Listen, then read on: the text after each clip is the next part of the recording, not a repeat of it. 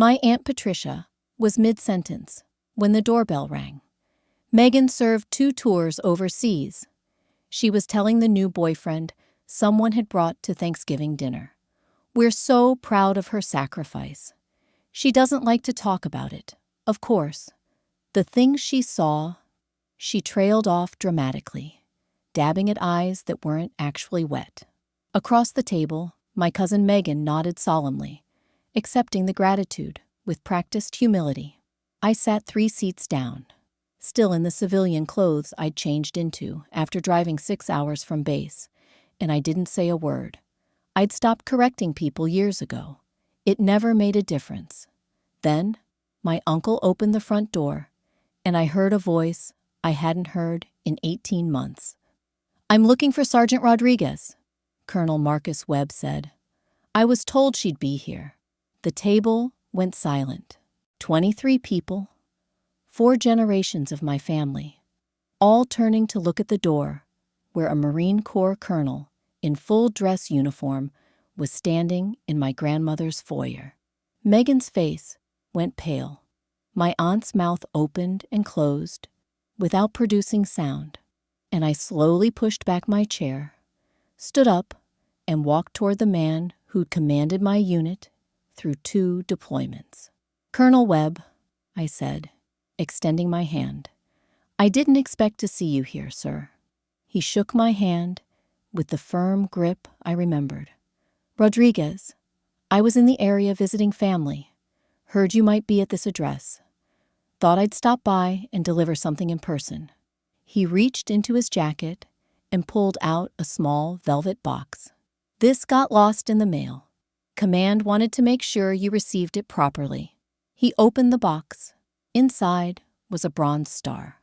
Behind me, I heard my aunt whisper, "Rodriguez. But that's not Megan's name." No, it wasn't, because Megan had never served a day in her life. I need to go back to explain how my cousin spent 5 years pretending to be me, and why I let her do it for so long. Megan and I grew up more like sisters than cousins. Our mothers were twins, inseparable their whole lives, and they raised us the same way. Holidays together, summers at the family lake house, a shared childhood that blurred the line between our 2 households. Megan was 6 months older than me, which she never let me forget, and from the beginning, she was the star of our generation. She was beautiful in the effortless way that opens doors. Blonde hair, blue eyes, the kind of smile that made teachers forget to mark her late, and coaches overlook her missed practices. People wanted to help Megan, wanted to see her succeed, wanted to be part of whatever story she was writing for herself. I watched her operate from an early age, fascinated by how easily everything came to her. She'd forget to study for a test and charm the teacher into a retake. She'd skip volleyball practice and still get put in the starting lineup. She'd show up late to family events and somehow make everyone happy to see her, like her arrival was a gift rather than an inconvenience. I tried to copy her once when I was 12. Showed up to class without my homework, flashed my best smile, asked for an extension. The teacher looked at me with flat eyes and said, "That's a 0, Elena. You should have planned better." That's when I learned that Megan's magic didn't transfer. Whatever she had, that golden quality that made people want to give her things, I didn't have it. I was going to have to earn everything the hard way. I was different. Quieter, darker hair, darker eyes, features that came from my father's side of the family instead of the Scandinavian genes that blessed my mother and aunt. I worked for everything I achieved. Good grades through study, athletic success through practice, friendships through patience and persistence. Nothing came easy, but I didn't mind. Easy things never felt earned. In some ways, my work ethic was a rebellion against Megan's effortlessness. She coasted. I climbed. She expected doors to open. I learned to pick locks. By the time we were teenagers, our paths had diverged so completely that we barely felt like the same species, let alone family. But we were close despite our differences, or maybe because of them. We occupied different niches in the family ecosystem, so there was no competition. She was the pretty one. I was the reliable one. She charmed. I delivered. It worked, for a long time. The dynamic suited both of us. Megan got the spotlight she craved, and I got the quiet satisfaction of actually accomplishing things. At family gatherings, she'd hold court with stories and jokes, while I helped in the kitchen or played with the younger cousins. Different roles, different rewards. I never resented her success. It seemed as natural as her blonde hair. Something she was born with, not something she'd taken from me. We were different people with different gifts. There was room in the family for both of us, or so I thought. The trouble started when we graduated high school and had to decide what came next. Megan assumed she'd figure it out. She always had before. She enrolled in community college, dropped out after a semester, worked retail for a while, drifted between apartments and boyfriends, and vague plans that never materialized. Her effortless charm wasn't enough anymore, not in a world that required follow-through. For the first time in her life, Megan was struggling, and she didn't know how to handle it. I watched from a distance as she cycled through jobs and relationships, always looking for the easy path, always surprised when it didn't appear. She'd call me sometimes, late at night, to complain about bosses who didn't appreciate her, boyfriends who didn't understand her, a world that had somehow stopped rolling out red carpets. "I don't know what happened," she said once. "Everything used to be so easy." I didn't say what I was thinking, that nothing had happened, that the world had just stopped grading on a curve. The qualities that made her special in high school, beauty, charm, the ability to slide through life without effort, those were common currency in the adult world. Everyone was beautiful in their 20s. Everyone had charm. What mattered now was what you could actually do. Megan couldn't do much, and it was destroying her. I enlisted in the Marines. The decision surprised everyone, including me. I'd been working at a bank, bored out of my mind, watching the years stretch ahead of me in an endless parade of identical days. One afternoon, I walked past a recruiting office and stopped to look at the posters. A Marine in dress blues, mountains and helicopters, and the promise of something bigger than a teller window. I went in to ask questions. 3 months later, I was at boot camp. My family's reaction was mixed. My parents were proud, but worried. My aunts and uncles were confused.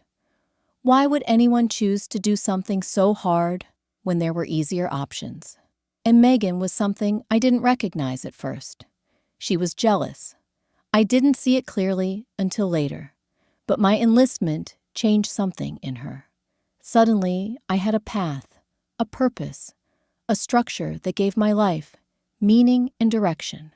Suddenly, I was the one with stories to tell at family gatherings, the one people asked questions about, the one who'd done something impressive and difficult and worthy of respect. For the first time in our lives, I was more interesting than Megan. She didn't know how to handle not being the center of attention. The spotlight that had always found her naturally was now pointed at someone else. Family conversations that used to revolve around her dramas and adventures now included questions about my training, my assignments, my experiences in a world she'd never seen. I think that's when she decided to take it back. Not consciously, maybe. Megan wasn't a planner, but somewhere in her mind, a calculation was made. If she couldn't be the most interesting person in the room on her own merits, she'd borrow interest from someone else. So she found a way to take the attention back. It started small, a comment here or there about when I was considering enlisting. A casual mention of my recruiter or my training plans, vague enough to be deniable, specific enough to plant seeds. I was at boot camp when it escalated. 13 weeks of no contact with the outside world, no way to know what was being said in my absence. The drill instructors made sure we had no bandwidth for anything beyond survival. The physical training, the mental pressure, the systematic deconstruction and reconstruction of everything we thought we knew about ourselves. I didn't have time to wonder what Megan was doing back home. I was too busy learning how to be a Marine. When I finally called home after graduation, my mother mentioned how nice it was that Megan was also going into the military. "What do you mean?" I asked. "She enlisted too, didn't she?" "That's what Patricia's been telling everyone. She said Megan shipped out right after you did." I felt something cold settle into my stomach. "Shipped out where?" "I don't know the details. You know how Patricia is. Vague about everything. But she said Megan was at basic training somewhere, and that the family should be proud of both their military girls." I didn't know how to respond. Megan hadn't enlisted. Megan had never even talked to a recruiter, as far as I knew. She'd spent our senior year of high school complaining about how early I had to wake up for PT, how strict the recruiters seemed, how she could never give up her freedom for something like the military. But here was my mother, believing something that wasn't true, and I realized that Megan had been laying groundwork I couldn't see. "I think there's been a misunderstanding," I said carefully. "I don't know anything about Megan enlisting." "Oh," my mother sounded confused. "Well, maybe I got the details wrong. You know how Patricia exaggerates." "Yeah, maybe." I let it go. I was exhausted from training, excited about my new assignment, focused on the future rather than family drama 3,000 miles away. If Megan wanted to pretend she was thinking about military service, that was her business. It would sort itself out when she inevitably didn't follow through. I told myself it was probably nothing. Maybe she'd mentioned the military once, and Aunt Patricia had blown it out of proportion the way she always did. Maybe by the time I got home on leave, the whole thing would be forgotten, replaced by whatever new drama Megan had stirred up. Except it didn't sort itself out. It got worse. Over the next 5 years, while I deployed twice, earned promotions, completed specialized training, and built a career I was proud of, Megan constructed an elaborate fiction. The lies grew like cancer, spreading through family conversations, taking root in memories, becoming more real each time they were repeated. She told relatives she was stationed at bases I'd actually been stationed at. She described deployments that matched my deployment timeline. She accumulated military items, surplus gear, challenge coins bought on eBay, photographs that showed bases and equipment without ever showing her in uniform. I found out later that she'd built a whole system. She'd friended other veterans' family members on social media, harvesting details about military life from their posts. She'd read articles about deployments, memorizing the names of operations and locations. She'd watched documentaries and movies, absorbing the vocabulary and cadence of military speech until she could fake it convincingly. She even learned the terminology, enough to fool civilians who didn't know better, who had no reason to question why this beautiful, confident woman would lie about something so serious. She knew what an MOS was, what a deployment cycle looked like, what the difference was between officers and enlisted. She'd done her homework, the same homework she'd refused to do in high school, now applied to the task of stealing my identity. And she made sure I was never in the room when she told her stories. Family gatherings were carefully choreographed to keep us apart. If I was coming to a holiday, Megan would arrive early and leave before I got there, or vice versa. When we were both present, the conversation would mysteriously avoid military topics. I'd hear about her service secondhand, always after the fact, always filtered through relatives who had no reason to doubt. The choreography was subtle, but deliberate. Megan would check with my mother about my travel plans, then adjust her own schedule accordingly. She'd claim illness if our visits overlapped. She'd find reasons to leave early or arrive late, and if we did end up in the same room, she'd steer conversations away from anything that might expose the discrepancies between her stories and my reality. I didn't fully understand the pattern until years later. At the time, I just thought we'd drifted apart, the way cousins sometimes do when their lives take different directions. I tried to correct the record a few times. I'd mention my actual experiences, the base I was stationed at, the deployment I'd just returned from, and watch relatives' faces flicker with confusion.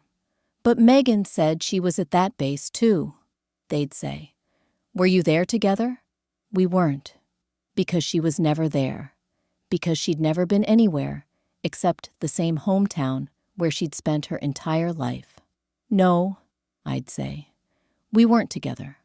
I don't think Megan was ever at that base. The relatives would frown, trying to reconcile conflicting information. Usually, they'd shrug it off. Maybe I'm remembering wrong, and change the subject. Nobody wanted to believe their family member was a liar. It was easier to assume confusion than malice. But how do you tell your family that your cousin is a liar, that she's been stealing your experiences, your identity, your service for years? How do you do that without sounding petty, jealous, like you're trying to tear someone down? Every time I considered confronting the lies directly, I imagined how it would play out. Megan in tears, denying everything. Aunt Patricia rushing to her defense. The family splitting into factions, taking sides. The whole holiday ruined by accusations that might sound like jealousy. I was the one who'd left, after all. I was the one who missed birthdays and holidays and funerals because I was stationed across the country or deployed overseas. Megan had been there for all of it, showing up, playing the dutiful daughter and cousin, building relationships I didn't have time to maintain. Who would they believe? The absent cousin who was barely around, or the one who'd been there all along? I couldn't figure out how, so I stopped trying. The years passed. I focused on my career, on the Marines who served under me, on the missions that gave my life meaning. Family became something I visited occasionally. Holidays when I could get leave. Weddings I couldn't avoid. Funerals that demanded presence. Each time, I'd hear echoes of Megan's fiction. Someone would thank me for my cousin's service. Someone would mention how proud they were of both our military girls.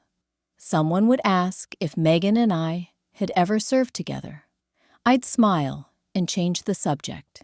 It was easier than explaining. Megan got bolder as time went on. The stories grew more detailed, more dramatic. She'd been in combat, apparently. She'd saved lives. She'd suffered injuries she didn't like to talk about, earned medals she kept in a drawer somewhere, experienced things that had changed her forever. My Aunt Patricia was her biggest advocate. She'd brag about Megan's sacrifice to anyone who'd listen, embellishing stories that were already fabricated until they bore no resemblance to any actual military experience.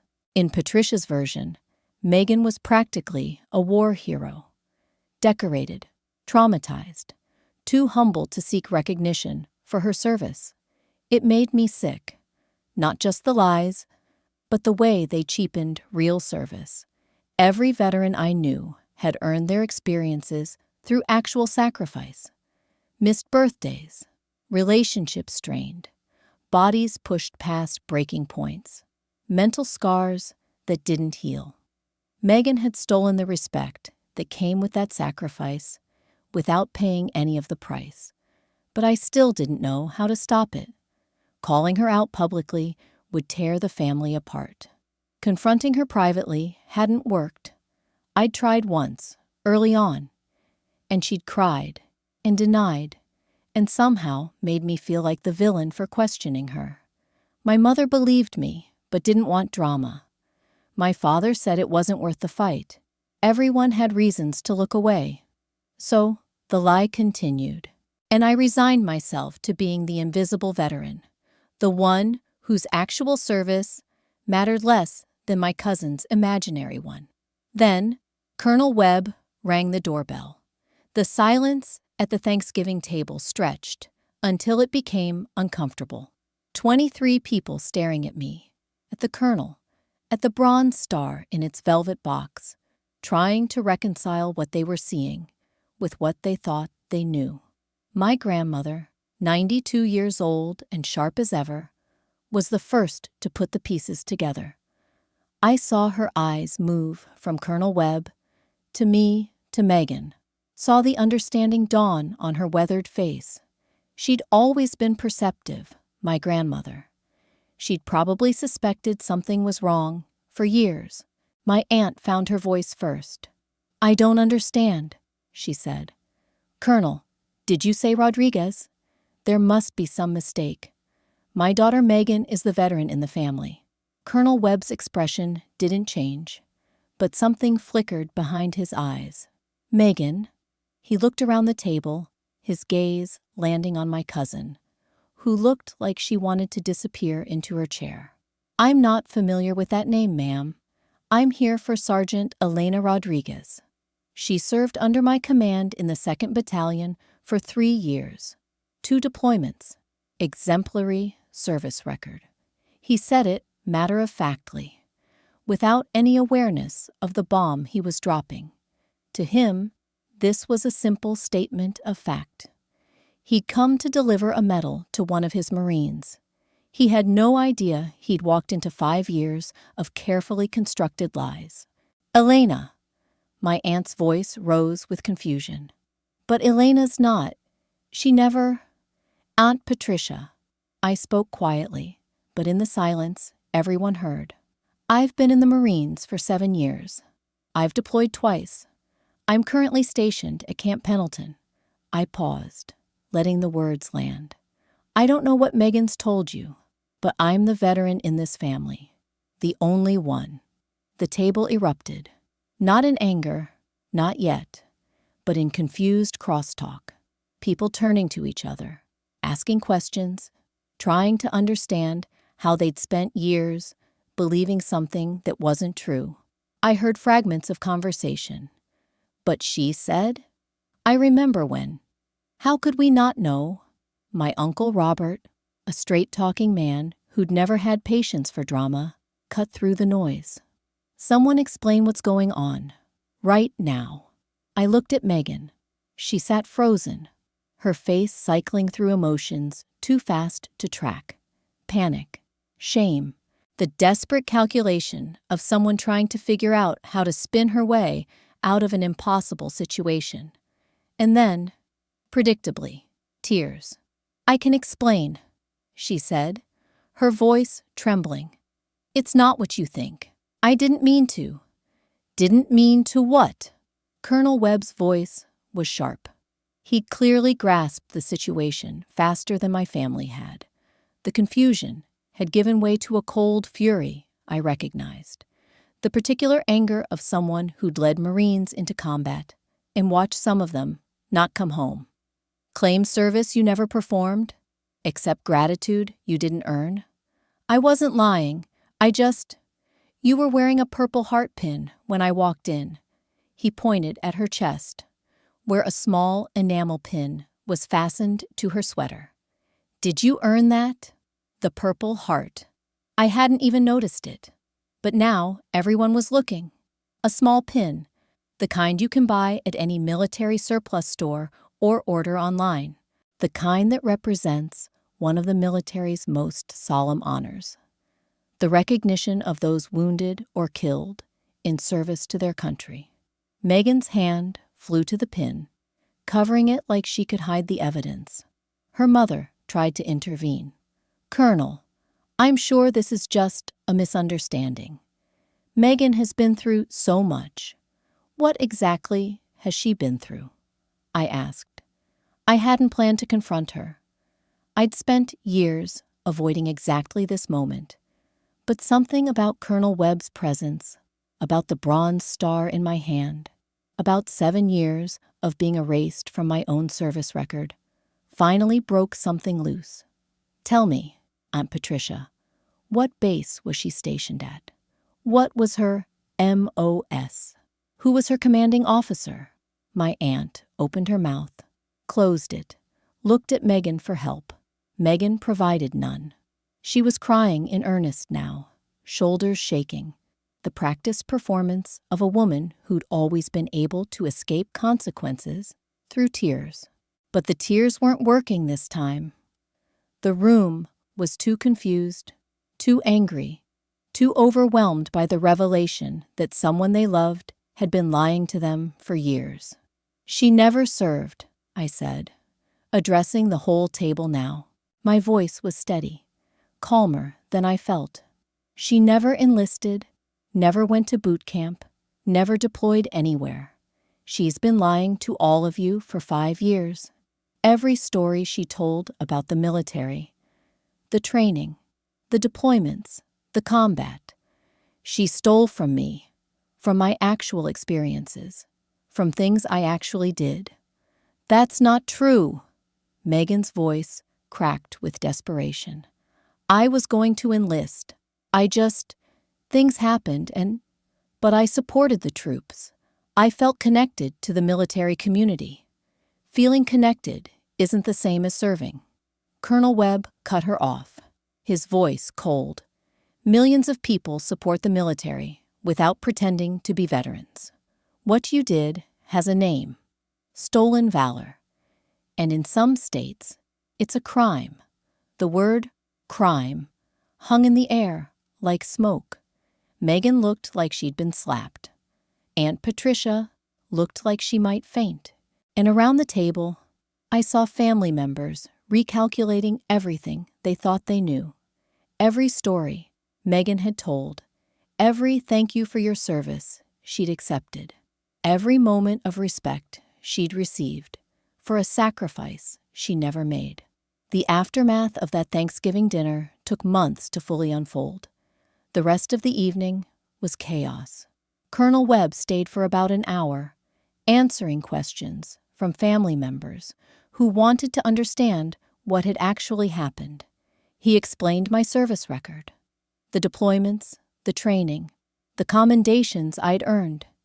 He showed them photos on his phone of unit events where I was clearly visible, wearing the uniform that Megan had only ever worn in her imagination. My grandmother pulled me aside at one point, her thin hand surprisingly strong on my arm. "I always wondered," she said quietly. "The stories never quite matched. The details shifted. I didn't want to believe it, but..." She trailed off, her eyes wet. "I'm proud of you, Elena. I always have been, even when I didn't say it." I hugged her, breathing in the familiar scent of her perfume, the same one she'd worn my whole life. "Thank you, Grandma." Some family members were furious at Megan. They felt deceived, embarrassed, like fools for believing lies that should have been easy to verify. They demanded explanations she couldn't provide, apologies that rang hollow, accountability she'd never had to face before. My Uncle Robert was particularly angry. He'd served in the Army decades ago, and he took stolen valor personally. "Do you have any idea what you've done?" he asked Megan, his voice shaking with rage. "Every veteran who actually served, every family who lost someone, every person who sacrificed for this country. You spit on all of them. You took something sacred and turned it into a costume." Megan had no answer. Her tears had dried up, replaced by a hollow numbness that might have been shock or might have been the beginning of genuine reckoning. Others made excuses for her. She was troubled. She was seeking attention. She hadn't meant any harm. She'd gotten confused about the difference between her aspirations and reality. My Aunt Patricia fell into this camp, unable or unwilling to accept that her daughter had deliberately constructed a years-long fraud.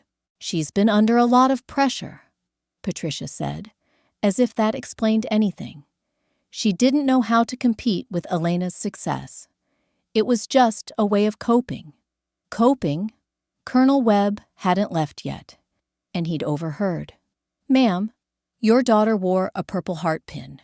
That medal is given to service members who are wounded or killed in action. There are families in this country who have that medal because their child came home in a box. That's not coping. That's desecration." Patricia had no response to that. Nobody did. A few people blamed me. Why hadn't I corrected the record sooner?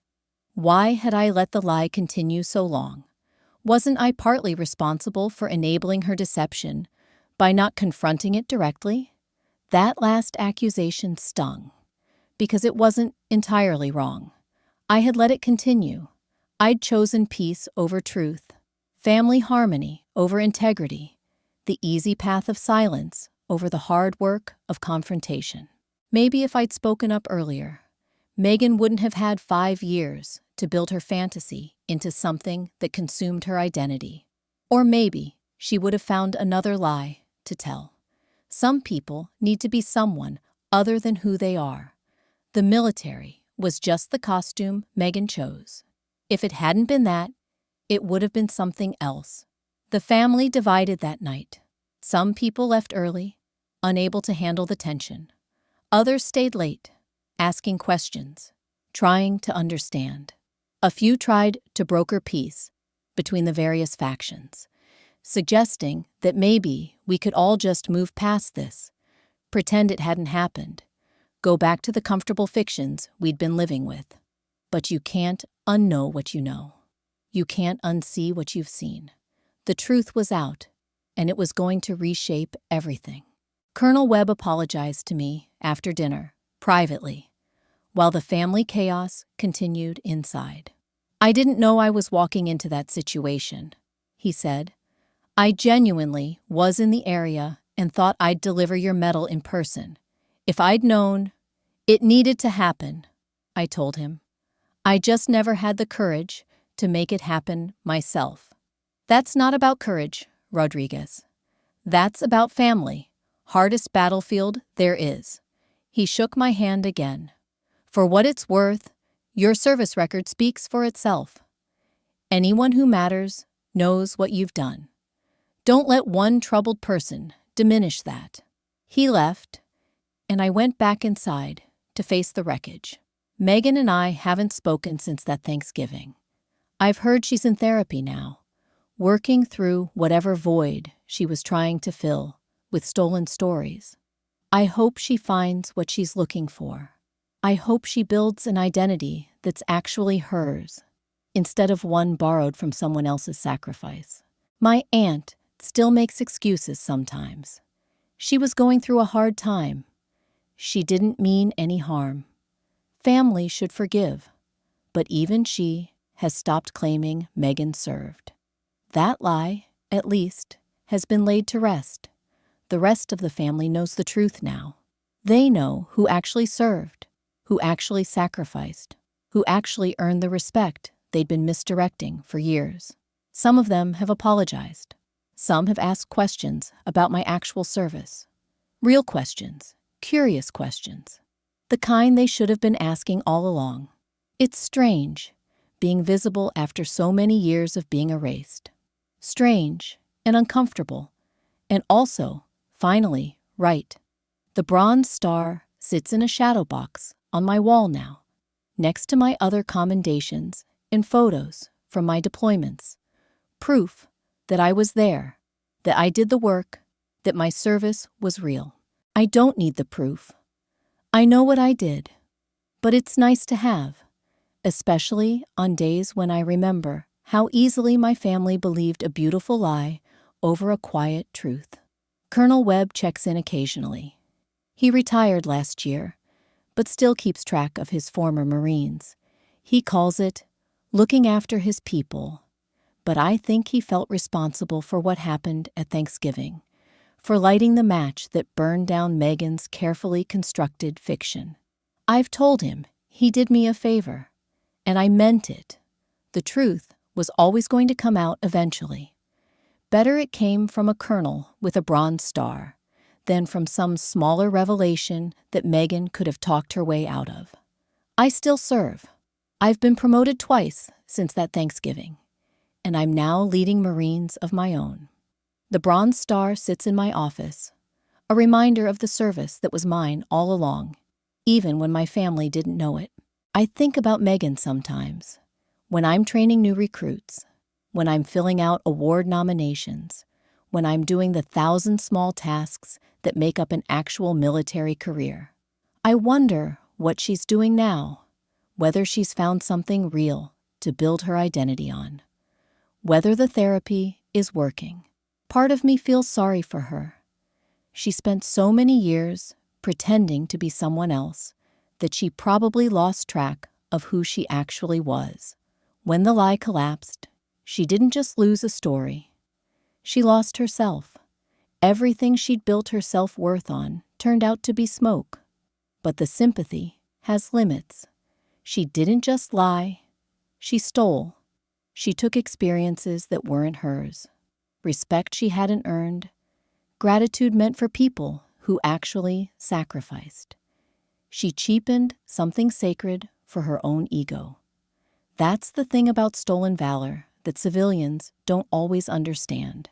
It's not just a lie about what you've done. It's a theft of something sacred. The trust between service members, the bond forged in shared hardship, the unspoken understanding that the person wearing the uniform has earned the right to wear it. Every veteran I know has paid a price for their service. Time away from family, missed birthdays, missed holidays, missed the everyday moments that make up a normal life. Some paid with their bodies, injuries that will never fully heal. Some paid with their minds, trauma that resurfaces in dreams and flashbacks and triggers they can't predict. Megan wanted the respect without the price, the recognition without the sacrifice. She wanted to be thanked for her service while never actually serving, to wear the honor without carrying the weight. That's not confusion. That's not a coping mechanism. That's a choice. And choices have consequences. She stole from every veteran who came before her. She cheapened it for everyone who served honestly. And she did it for the most pathetic reason imaginable, because she couldn't stand not being the center of attention. But she's not my problem anymore. She's her own problem, and she'll have to live with the consequences of her choices for the rest of her life. I have a career to build, Marines to lead, a life that's actually mine, built on actual achievements, earned through actual sacrifice. The family knows the truth now. The people who matter have apologized for believing the lies and thanked me for my actual service. The weight I'd been carrying, the frustration of being erased, the anger at being stolen from, that weight has lifted. I'm visible now. Finally, after all these years, I'm seen for who I actually am. That's more than enough. If you're listening to this and something resonated, if you've ever had someone steal your experiences, claim your achievements, take credit for your sacrifice, I want you to know this. The truth has a way of surfacing. It might take years. It might require an unexpected witness showing up at exactly the right moment. But lies built on nothing eventually collapse under their own weight. My cousin spent 5 years pretending to be me. 5 years of stolen stories, in borrowed trauma, in fraudulent respect. It all came crashing down in 30 seconds when a colonel walked through the door. Some truths can't stay buried forever, and some lies can't survive the light. I'd love to hear from you. Have you ever had someone take credit for your achievements? Did they ever get caught? Leave a comment below and tell me where you're listening from. We share stories like this every day here at Her Service. Her Story. Stories about stolen valor, unexpected witnesses, and the power of truth when lies have held the stage too long. If you don't want to miss the next one, subscribe and stay with us. Let's keep walking this path together.